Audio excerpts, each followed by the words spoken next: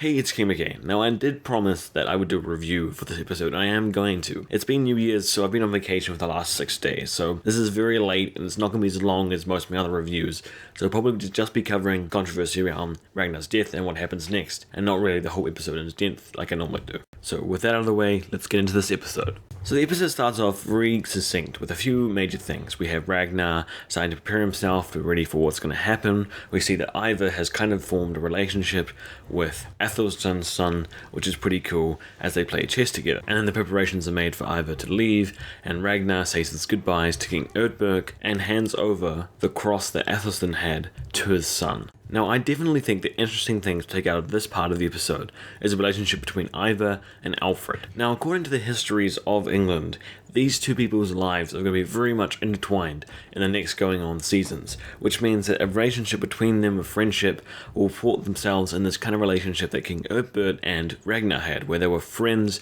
personally, but enemies by country, by faith, by war. But a lot of that probably won't happen for quite some time, so we're looking into season 5, hopefully season 6 if we're getting there. But if you want to know more about what happens in their futures, you can look up the history. It's there for anyone to see. It's just going to be interesting to see how the show interprets that with their creative license and what kind of relationship they build between these two characters. Now, the rest of the entire episode, apart from a small part at the end, follows Ragnar and his journey to his death. They fill out the episode with tons of visions, explanations, destiny fulfillings, his own philosophical debating in his head, a seer, some really interesting spill on what history shows, and then they end it off in this very strange way, in this very ceremonial death of Ragnar to try and close out his chapter before he dies. Now, speaking of Ragnar's death, let's talk about it and the controversy whether he died or not, what people are saying, what we think, what could possibly could happen, and all the rest. So first off, I believe there's about a 40% chance that Ragnar did die truly, and that was the end of his chapter. Vikings is done with its character.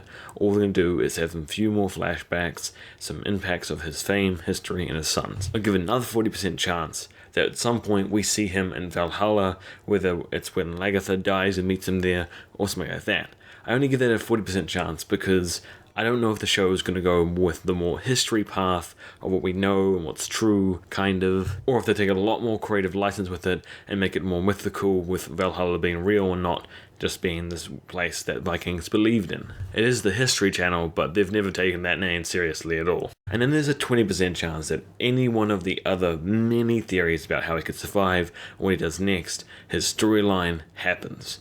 They're pretty crazy, a lot of them. Some of them have more weight to them than others, but I'll give a 20% chance that any of those things happen.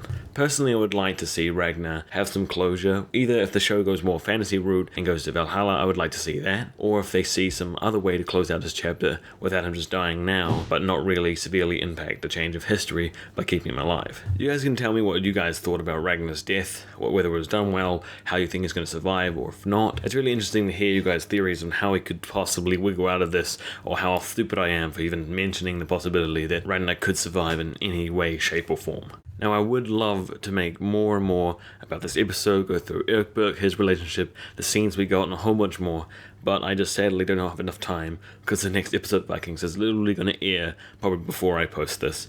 So, I will see you guys next time with the preview for the next episode. The season is getting so cool, I can't wait to explore it with you guys.